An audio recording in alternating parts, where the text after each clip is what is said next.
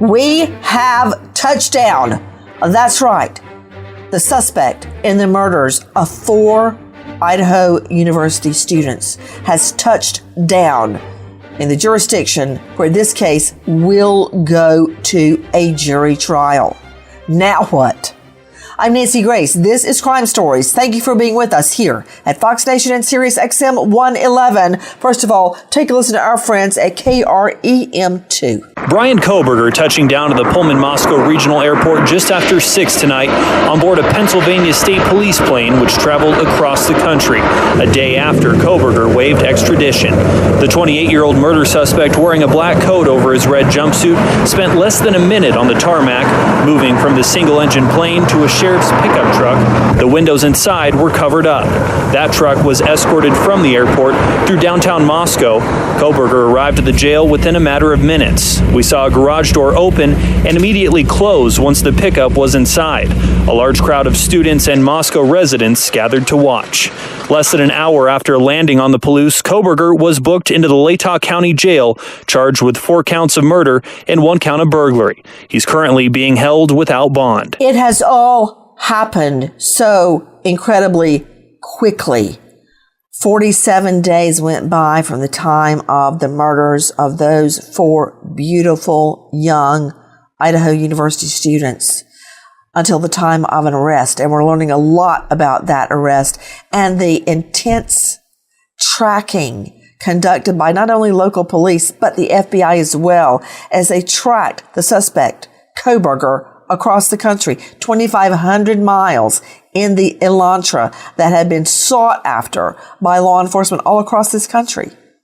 But what we know right now is that Koberger was flown on a 14-seater Pilatus across the country, a private plane that apparently belonged to Pennsylvania State Police.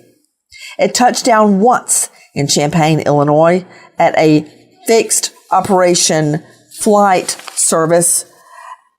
At that time, everyone at the flight provider, its private provider, was evacuated from the building, obviously, for the security and the safety of everyone else, and just in case Koberger tried to make an escape. We know that there was a brief refueling, and then he made his way onward to Pullman, where he will be tried. Was it safe? Yes, it was. The entire flight, he was surrounded by armed guards. He was never taken out of shackles the entire trip. And now he's where he needs to be. We have just gotten the first mugshot originating from that location. Take a listen now to our friends at King 5. A turboprop Pilatus that is registered to the Pennsylvania State Police just touched down at Moscow Pullman Regional Airport after quite a cross-country journey to safely, but at the same time efficiently, get the 28-year-old murder suspect on the ground, now in Washington, soon to be in Idaho, to face a judge and formally be indicted on those murder charges and a single burglary charge. What you're seeing now is the plane that is taxied off of the active runway as law enforcement work to get this suspect off of the plane into a vehicle where he will be transported to a county jail where he will be housed for the night before seeing a judge the following day. Law enforcement in Pennsylvania, the FBI, Washington State, and Idaho being very cautious in this process to not reveal too many details. The suspect, Brian Koberger, wore some type of protective vest and was under armed escort. We know that the pit stop in Champaign, Illinois involved a fixed-base operator at Willard Airport. It was Flight Star, one of many private plane providers. Many people argue that this was just so Koberger could use the bathroom. That's not true. The plane probably had enough fuel, but just as a safety precaution, they also fueled up there. Interesting that the entire fixed base operator was evacuated. People had to go outside while Koberger was brought inside. Long story short, He's back in the jurisdiction where he will be tried. And as soon as he appears in court, we will have all the answers from that probable cause affidavit. Take a listen to Janelle Burrell at CBS 3. Man accused of killing 4 University of Idaho students back in Idaho this morning to appear in court on murder charges.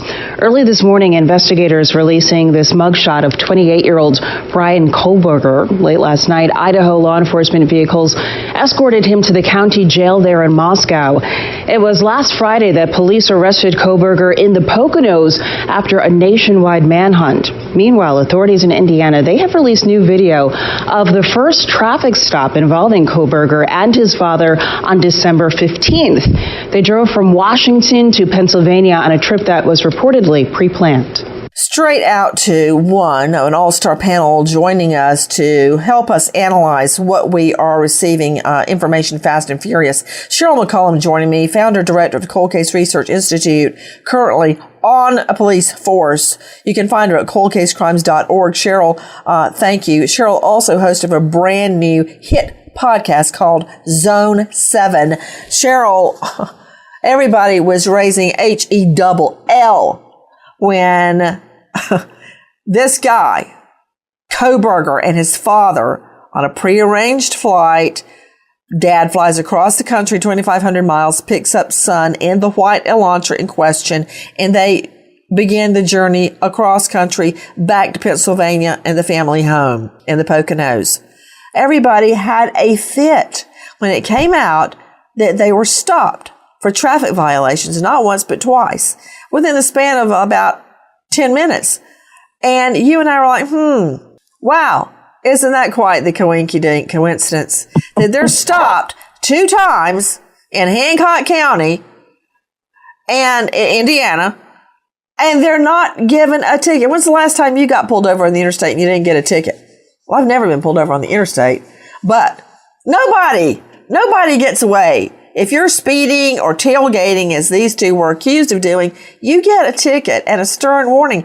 That didn't happen. And there's a reason why, Cheryl McCollum. That's right. And it was 2 different agencies. It was the Sheriff's Department and the Indiana State Police. It's what they call a whisper stop. It's when the feds tell local law enforcement who's in their area and, hey, can you find a legitimate reason to stop them, usually a traffic violation, and peep in the car. Ask him a few questions. Do you see any injuries to his hands or arms? Does he give you a bogus reason of why he's traveling in the direction he's going? Did he admit to where he worked? All of those things are going to be pertinent. Can I just give you a little advice since you didn't ask? When you're conducting your hit podcast at Zone 7, could you please not bury the lead?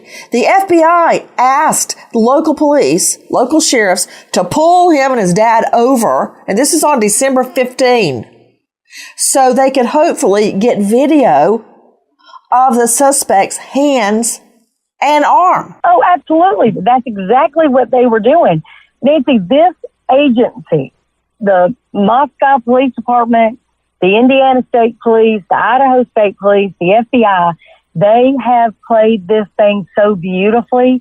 It is just an orchestra of experts working, and it is peerless. So while everyone was throwing a big fit about them not arresting them for a quadruple murder, this was all part of the plan of not only the FBI, but the local police in the jurisdiction of the murder in Idaho to gather evidence. They didn't need them to get a ticket for tailgating. They needed video or photos of Kohlberger's hands and arm, which they got, I might add. And speaking of the stops, we have that sound and footage. Take a listen to our cut 237. Go on the state, you just got your license registration video. I wonder if I stopped you, man, when you were driving by me there, you were a little too close to the back of that semi. You in the back of this trailer. I'm about one car going 10 miles an hour, so I'm going 60 or 70 miles an hour. About 6 or 7 cars.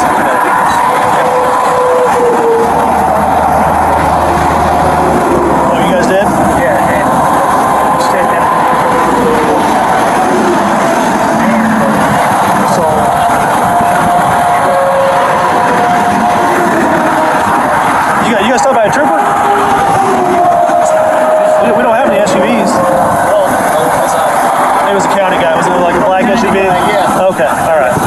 Wow, Dale Carson. Dale Carson joining me, high-profile attorney out of Jacksonville and former FBI agent, author of Arrest Proof Yourself at DaleCarsonLaw.com. Dale, that guy was really chatty and nice. For a pullover on the interstate, he's standing on the side of the interstate with traffic flying by him at 95 mph. And he's like, hey, you know what? When you're going this speed, you need to stay 6 or 7 car lengths back. And actually having a conversation with the guy. Did they not understand how wrong that picture was, Dale Carson? The whole time he's getting body cam video of Kohberger's arm and hand. Sure. And when the inclement weather's coming in, they've also put a GPS monitor on the car to make sure they don't lose him. But think about this from a defense perspective. Did he act unusually frightened or scared when he was stopped? Did he flee?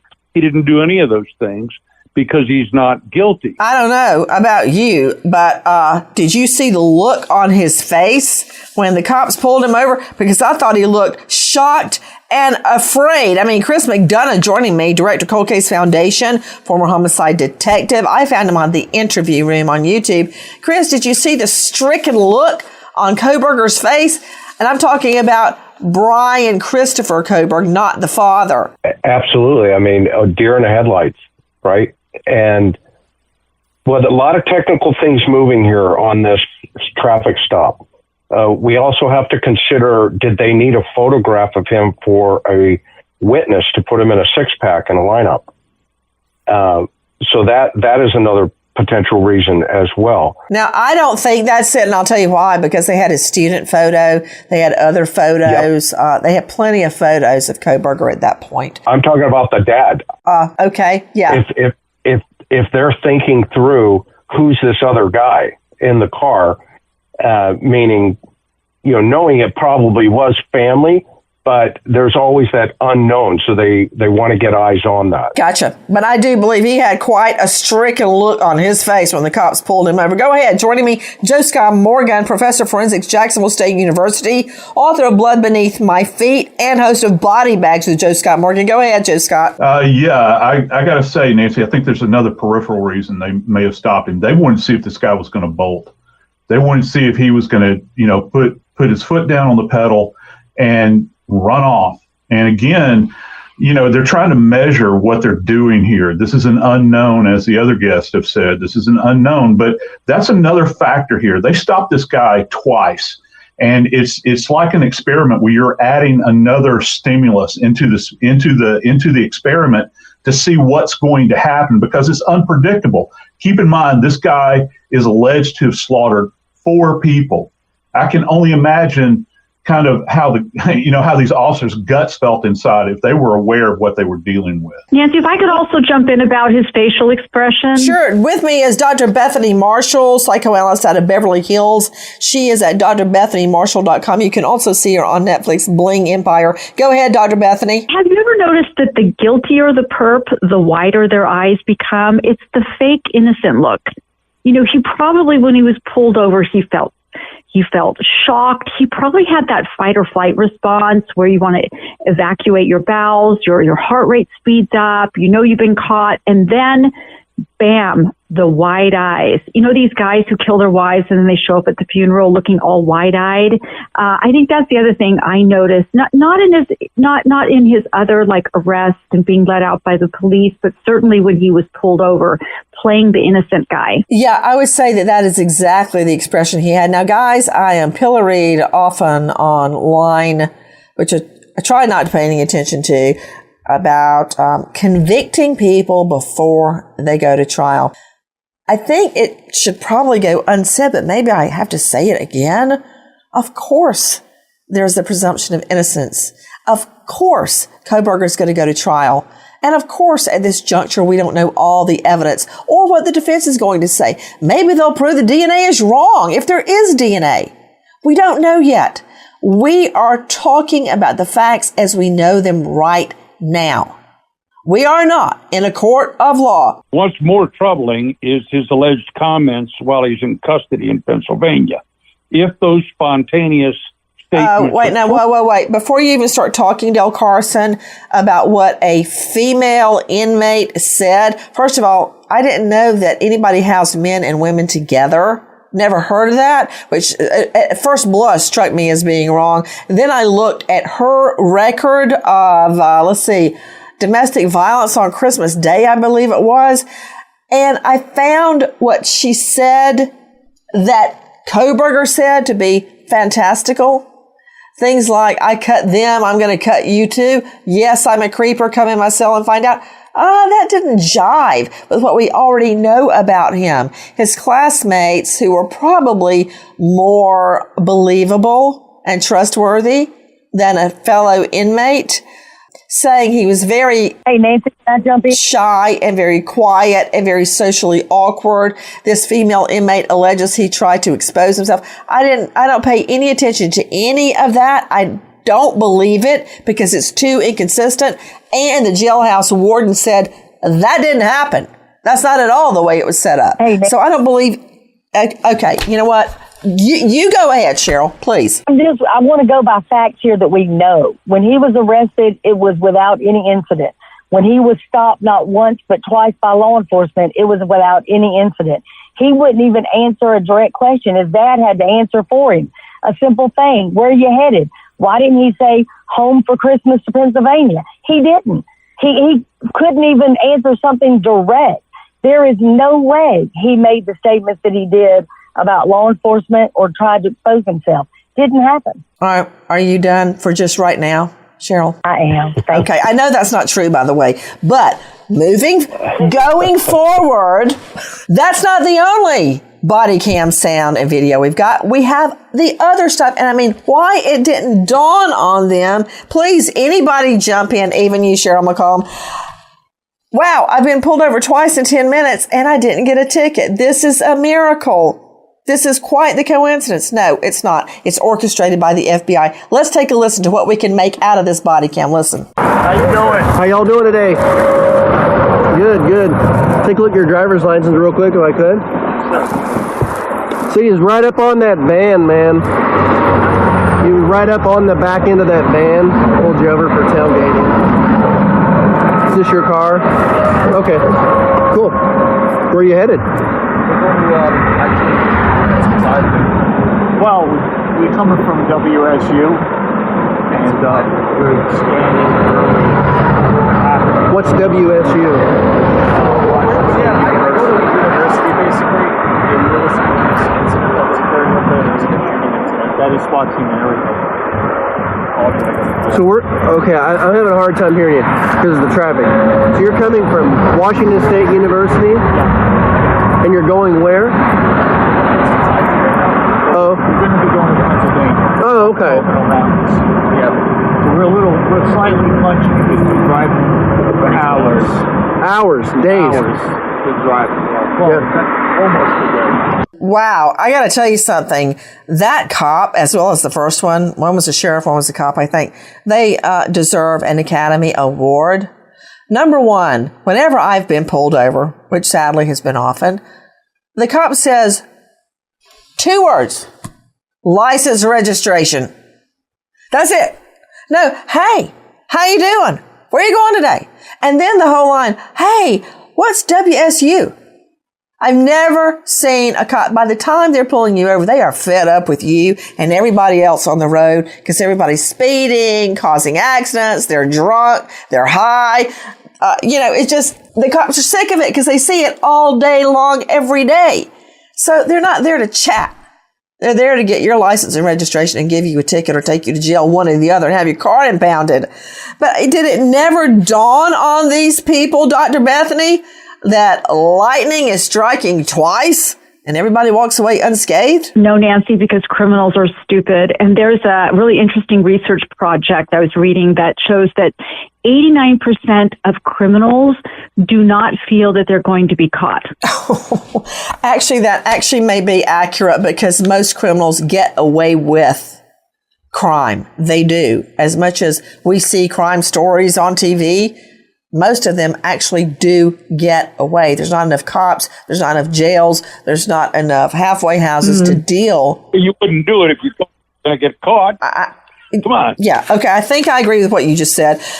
The big news right now is Koberger, the prime and, as we believe, the only suspect in the murders of 4 beautiful University of Idaho students, is back home in the correct jurisdiction, home from mommy and daddy's house in Pennsylvania, back to Idaho, where he will be tried. There's no way there's going to be a plea entered in this case unless it's for the max. And I remind everybody, this is a death penalty state. Guys, take a listen to our cut for our friend Craig Copeland and Joyce Taylor. The man accused of murdering 4 University of Idaho students is back in the Northwest tonight, landing just minutes ago at the airport in Pullman. Get a live look outside the jail now in Moscow, Idaho. That's where the suspect, 28-year-old Brian Koberger, will be taken. It's about 7 miles from the airport. So he is being escorted by Pennsylvania State Police after being arrested there on Friday. Crime Stories with Nancy joining me, Joe Scott, Morgan, Dr. Bethany Marshall, Dale Carson, Chris McDonough, and Crime Online's Dave Mack. Cheryl, did you hear the way that the trooper was extending the conversation, basically keeping the defendant talking, trying to get a good shot of his hand and arm? I really admired that. And again, this is not a search that is protected by the Constitution and the Fourth Amendment. Anything that a private citizen could see is open game for law enforcement. Now, if you're going to break into a house or go into somebody's trunk, then you have to have a warrant. But if I could look in that car and see his arm as I walked by, the cop can too. So I know everybody's been looking at this. Cheryl, Chris, do you notice anything about his hand or arm? I didn't really. I mean, I saw one thing that could have been either a scrape or a shadow. I really couldn't make out for sure. But again, there's multiple things going on simultaneously here. There's also the plain view doctrine. So that officer, as he approached that car, looked in the back seat, looked at the dad. That's what plain view is, what I just talked about. I know. I'm just reiterating he was doing that as well. It wasn't just the hands singularly. He was doing multiple things. He was also locking him in to certain statements, and he's not going to be able to unring that bell. So again, this thing was done so extraordinarily perfect. You know what was a real irony to Chris McDonough joining me from the Cold Case Foundation and the interview room is that unsolicited, Brian Koberger says, yeah, what about that shooting back at WSU? And there was a SWAT standoff where an armed person was shot during a SWAT standoff. The irony that this guy accused of stabbing dead 4 beautiful young people, unarmed, in their sleep, 3 of them women in their own beds. And he's going, wow, we just got away from this shooting during a SWAT standoff is what he's talking about. That's pretty ironical, is it not, Chris McDonough? Yeah, I mean, classic deflection, right, Nancy?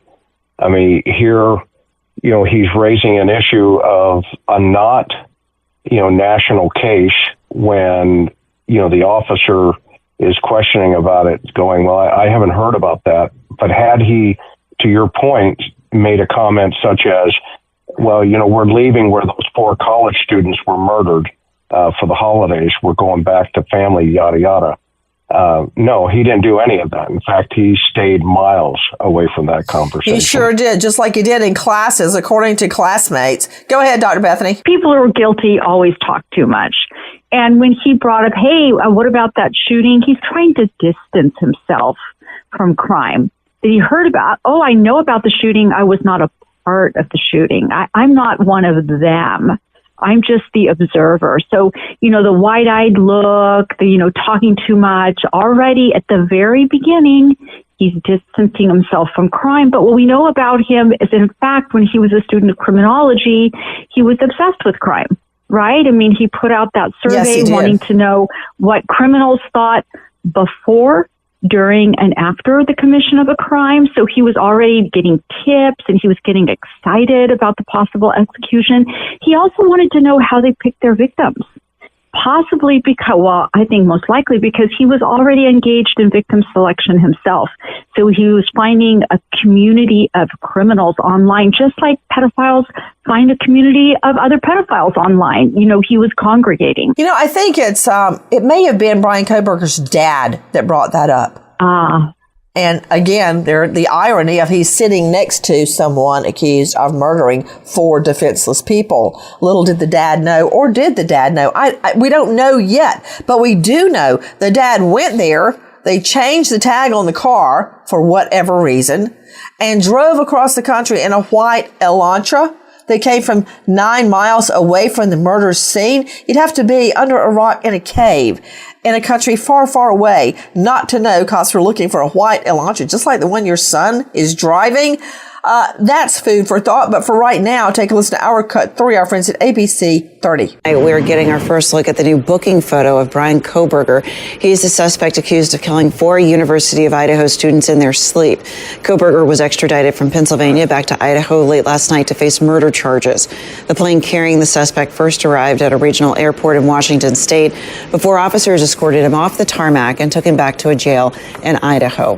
Kohberger's arrival in Idaho means that the court documents filed in his case should soon be unsealed, perhaps as early as this morning, which could shed more light on this case. So the first mugshot is out. He looks much the same as he does in every other photo. But I want you to also hear Sebastian Robertson from King 5 with the big question. So that is the big unknown at this point. What do police have on him? When did they know this, and how did they place him at the scene of the crime? We're expecting those answers within 24 hours. Police essentially have to put a paper together, an argument that says this is why we believe this is our guy in this case. That's called a probable cause affidavit. That document won't be made public until he faces a judge and he is formally arraigned on those charges. So as soon as that happens, we should get quite a bit of details that will tell us what police knew, when they knew it, and that may be why he chose to waive extradition, come back to Idaho voluntarily so that he himself and his attorneys, his public defenders, can find out what police have on him. What do they have? With me, an all-star panel to make sense of what we know right now. Aside from what the state has on him, we already know that his parents are shelling out for a crime scene reconstructionist. That's not going to be cheap. We also know that the defense has sent a team of 5 investigators into the murder house on King Road. What are they doing in there? Straight out to Joe Scott Morgan joining me, professor of forensics.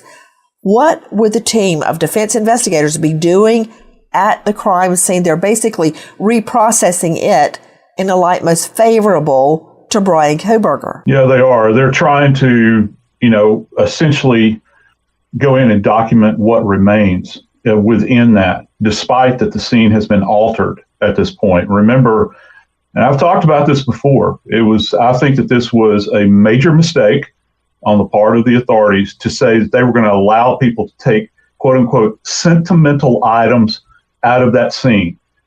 Everything that is in that scene should have remained pristine. You saw it done in Parkland, and you knew who the perpetrator was there. They didn't know at that time. So now the scene has been altered at this point because you can't undo that. I don't care how many photographs they've taken. Now you've given the defense, you've given them ammunition at this point in time. And they're going to make hay with this. I can guarantee you. It would not, I don't understand what the rush was at the time. Probably pressure from families would be my guess. Well, maybe so. But that, again, I have the ultimate respect for the families. I am so sorry for their loss and everything they've been through. But a year from now, as this is going through the courts, that could be problematic. That items were removed from the murder scene and the defense was not able to look at them. You're absolutely right. That's what the defense team is doing right now. They have put in a team of 5 investigators to reprocess the murder scene in the entire home at 1122 King.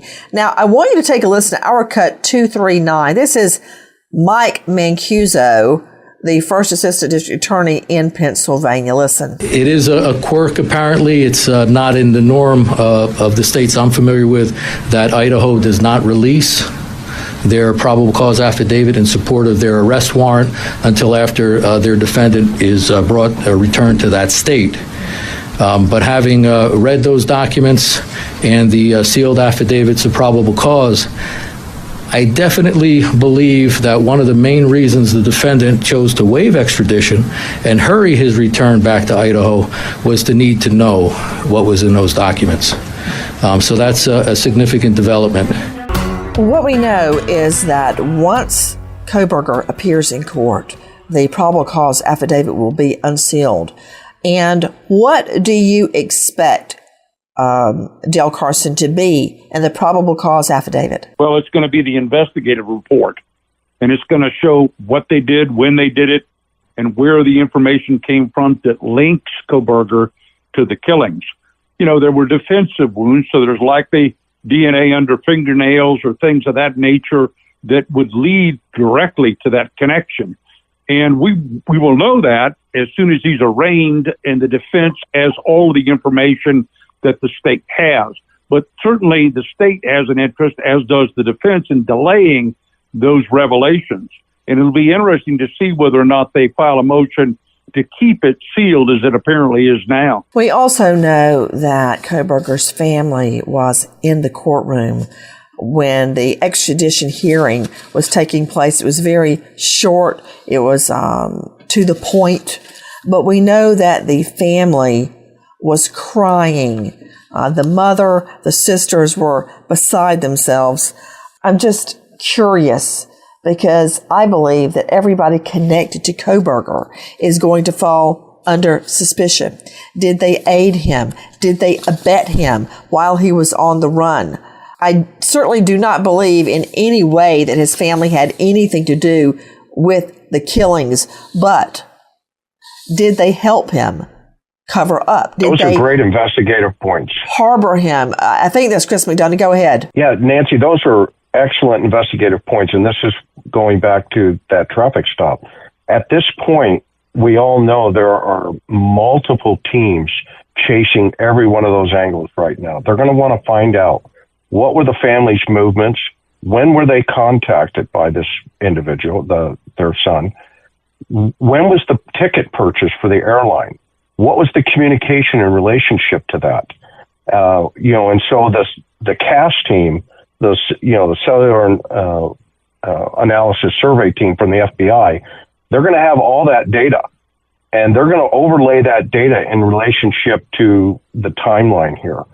So that critical comment that you just made is still on the radar, in my opinion. Take a listen to our cut 228. This is Noah Bolter from KHQ.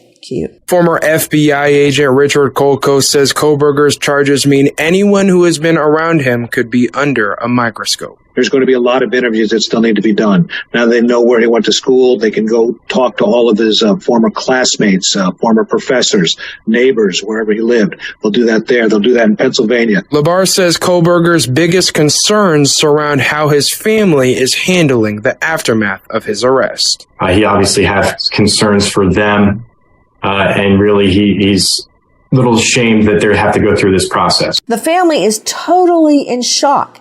They say their son, their brother, would never have anything to do with a murder, much less a quadruple murder. Take a listen to the chief public defender there in the Poconos, Jason Labar, in our cut 234. They don't believe it to be Brian. They can't believe this. They're obviously shocked.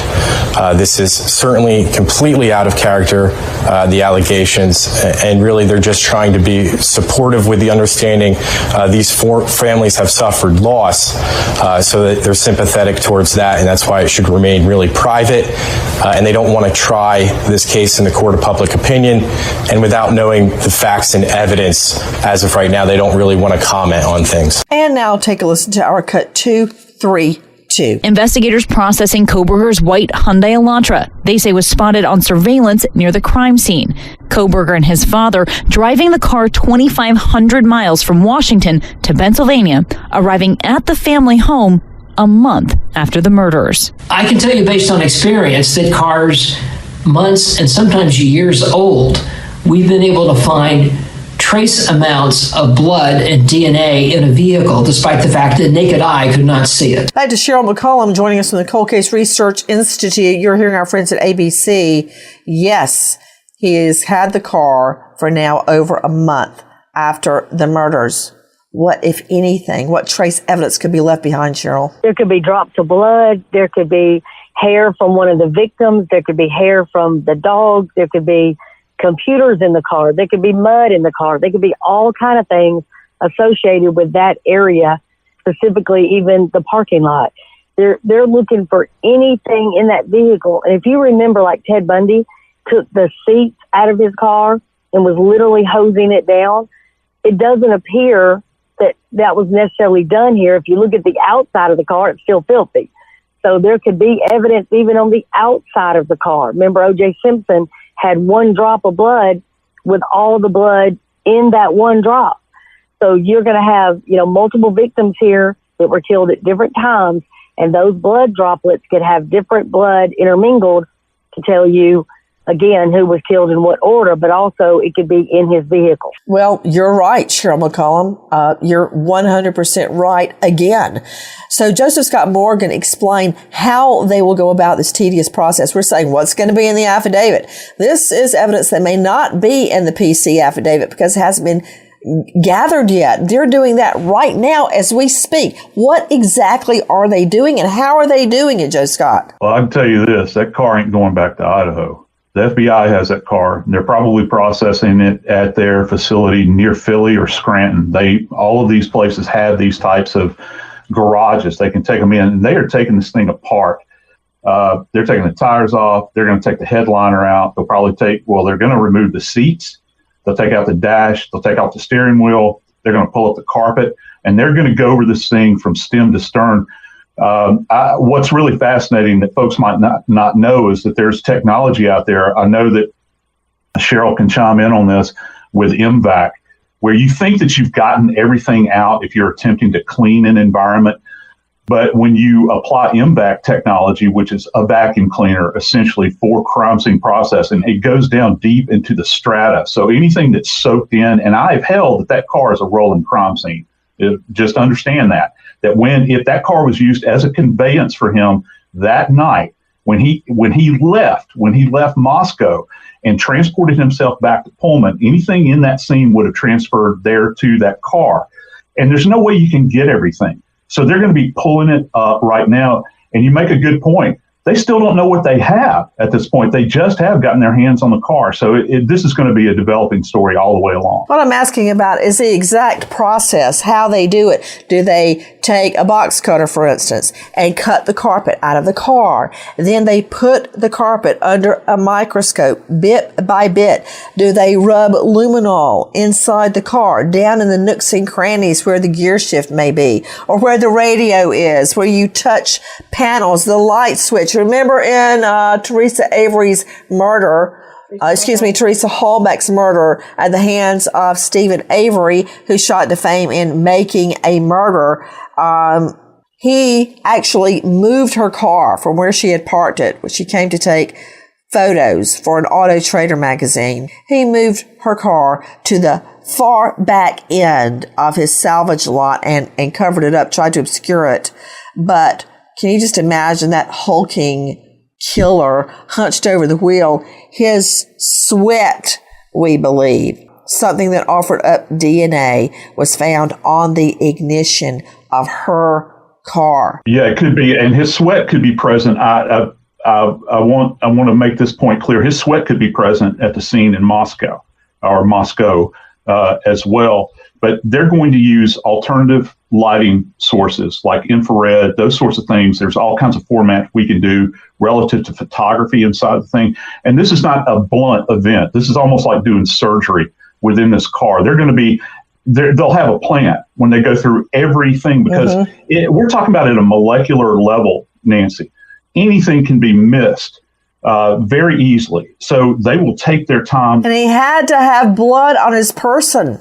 when he left that scene. Then he gets in the car. What did he touch? I mean, I'm talking about the steering wheel, the flasher, the light switch, the locking the door, the seat belt. Yep. Yeah. Don't you know something could be on that seatbelt if he put it on? Because you know he didn't want to get arrested.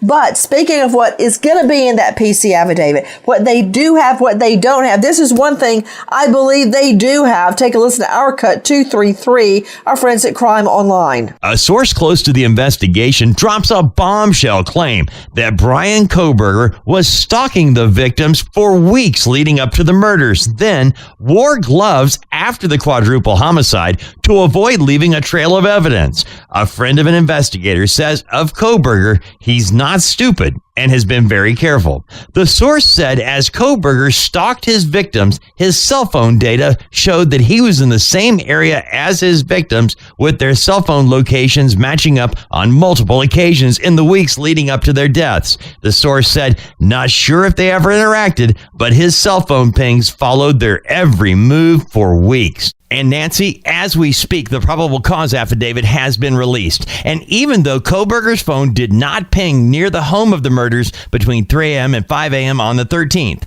phone records clearly indicate at least 12 prior occasions before November 13th, his phone was in the area of the home in the late evening or early morning hours. That's not all. Police are revealing the recovery of a tan leather knife sheath laying on the bed right next to Maddie Mogen. The sheath had a K-Bar, USMC, and the United States Marine Corps Eagle Globe and anchor insignia stamped on the outside of it. The Idaho State Lab located a single source of male DNA left on the button snap of the knife sheath. We wait as justice unfolds. Nancy Grace signing off. Goodbye, friend.